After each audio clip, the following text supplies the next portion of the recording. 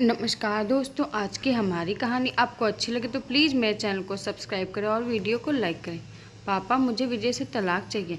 मैं इस इंसान के साथ एक छत के नीचे अब नहीं रह सकती। अगर आप लोगों ने मेरा साथ नहीं दिया तो मैं खुद ही कोई न कोई रास्ता निकालूंगी। नैन्सी ने गुस्से से अपने पापा प्रकाश जी को फ़ोन पर कहा।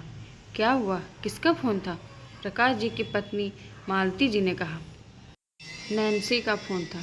गुस्से में थी। हमें उसे समझाना होगा। शादी को मजाक समझ रखा है उसने, प्रकाश जी ने कहा। अब बेटी परेशान है तो हमें उसके ससुराल जाना चाहिए। वैसे भी आज के ज़माने में तलाक लेना कोई शर्म की या बड़ी बात नहीं है। आप ज़्यादा परेशान न हो, मालती जी ने कहा। मालती जी नहीं जानती थी कि ऐसा कहकर वह बेटी दामाद के बीच खाई बढ़ा रही हैं। दोनों पति पत्नी बेटी के ससुराल पहुँचे। उनकी बेटी बहुत तैश में थी।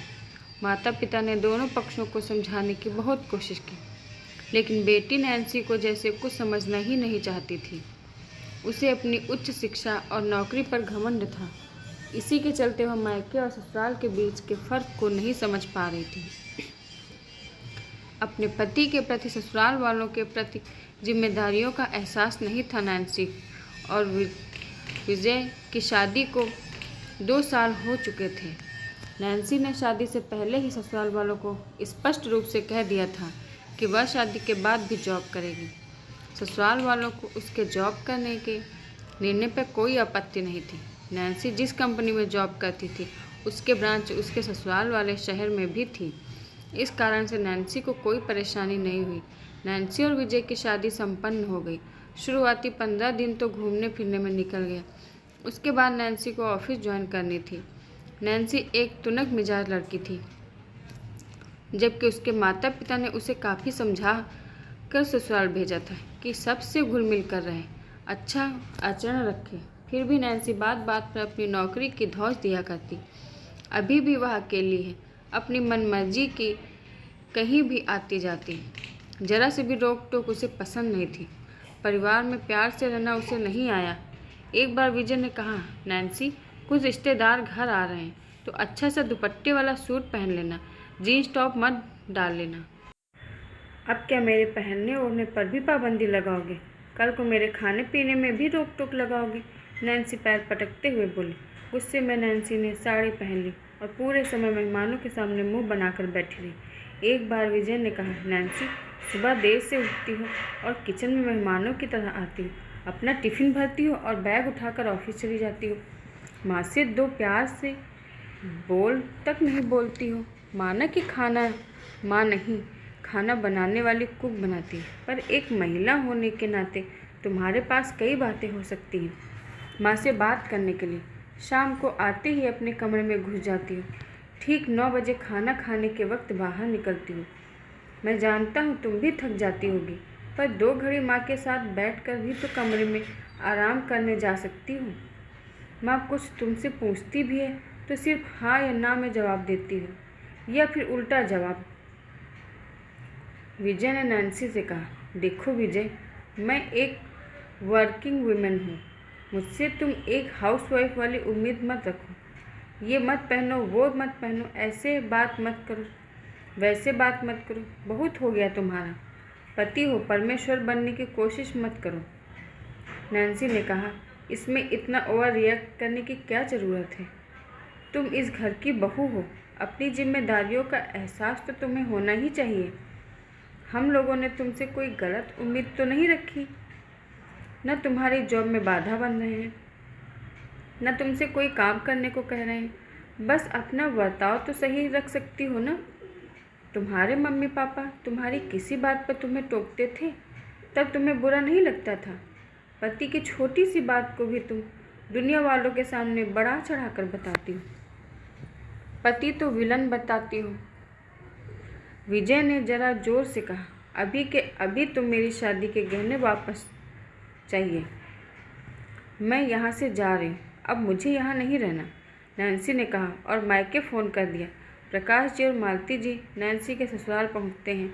मम्मी पापा, मुझे विजय से तलाक चाहिए। रो रो कर नैन्सी ने एक एक बात अपने पेरेंट्स से कही। जल्दबाजी या गुस्से में लिया गया कोई भी निर्णय बड़ी मुसीबत में डाल सकता है और इसके बाद पछतावे के अलावा कुछ नहीं बचता।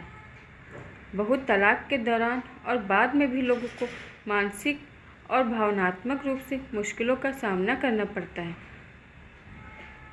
नैन्सी की सास ने कहा, हाँ बहू, गुस्से में अपने कदम घर के बाहर मत निकालना। तलाक के बाद न सिर्फ पति पत्नी अलग होते हैं बल्कि परिवार का साथ, उनका प्यार और अन्य सुविधाएं भी दूर हो जाती हैं। साथ रह जाता है तो बस अकेलापन और मायूसी। थोड़ी सी समझदारी और सूझबूझ दिखाकर अलगाव से बचा जा सकता है। नैन्सी के ससुर जी ने सच्चाई का आईना दिखाया। मैं आज की महिला हूँ। शादी को जन्म जन्मांतर का बंधन मानकर आप लोगों की हर ज्यादती चुपचाप सहने को तैयार नहीं हूँ। मैं पति व ससुराल वालों के अत्याचार सहने की बजाय मैं तलाक लेकर अलग हो जाने को बेहतर मानती हूँ। नैन्सी ने अपना पक्ष रखा, पर बेटा, हमें तो इसमें कोई अत्याचार नज़र नहीं आ रहा है। थोड़ा बहुत तो शादी में एडजस्ट करना ही होता है। नैन्सी के पापा प्रकाश जी ने कहा, अलग होने जैसा बड़ा फैसला सोच समझकर ही किया जाए तो अच्छा होता है। इस बार मालती जी बोली, पर नैन्सी ने किसी की न सुन वैवाहिक जीवन में तालमेल बैठाने का प्रयास करने के बजाय संबंध विच्छेद करने का फैसला ले लिया। जबकि तलाक किसी समस्या का हल नहीं होता। तलाक के दौरान भी विजय के दिल के किसी कोने में शादी के बचने की उम्मीद थी, पर दिल में उम्मीद चाहे कितनी ही हो, अंत में वो हुआ जिसका सबको डर था। नैन्सी और विजय का तलाक हो जाता है। नैन्सी के भाई भाभी विदेश में रहते थे। नैन्सी पापा की लाडली थी। कहीं बेटी के जीवन में अनहोनी घटी है। बेचारी का क्या होगा हमारे बाद, कौन उसे सहारा देगा, ऐसा सोचकर कहीं मकान बेटी के नाम कर दिया। तो 70,000 तनख्वाह है नैन्सी की, उसमें आराम से गुजारा हो जाएगा उनका, इसलिए अब पैसे भेजने की ज़रूरत नहीं है। भाभी ने भाई से कहा।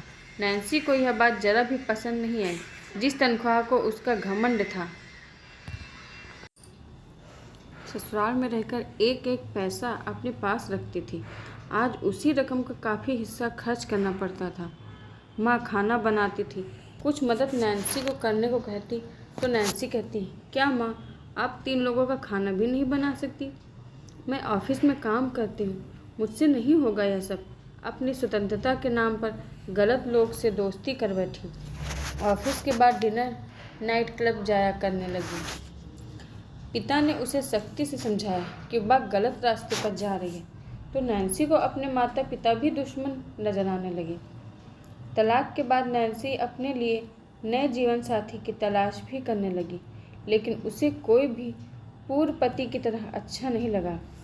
अब जितना ज़्यादा वह सोचती, उतना ही ज़्यादा उसे महसूस होता कि उसका पूर्व पति ही सबसे अच्छा व्यक्ति था। विजय स्मोक करता था। नैन्सी नहीं चाहती थी कि विजय स्मोक करे। विजय ने उसकी बात मानते हुए फिर कभी स्मोक नहीं किया। नैन्सी के बीमार पड़ने पर विजय ने उसका पूरा ध्यान रखा।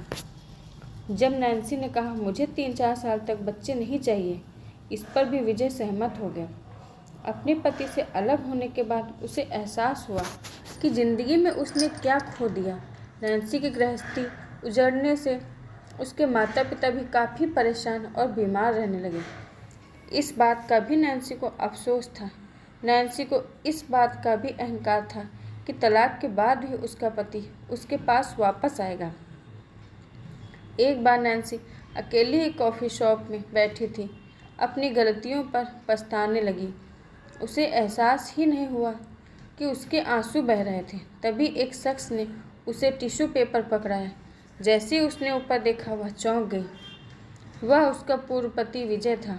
विजय मेज की दूसरी तरफ बैठा हुआ था। नैन्सी विजय का हाथ पकड़कर बस एक मौका चाहती थी उसकी ज़िंदगी में वापस आने का। नैन्सी को लगा विजय कॉफ़ी शॉप में अकेला आया है। उसके दिल में उम्मीदें जगने लगी। तभी एक लड़की सलवार सूट पहने आती है। अरे आप यहाँ? मैं आपका इंतज़ार टेबल पर कर रही थी, जो आपने रिजर्व किया था।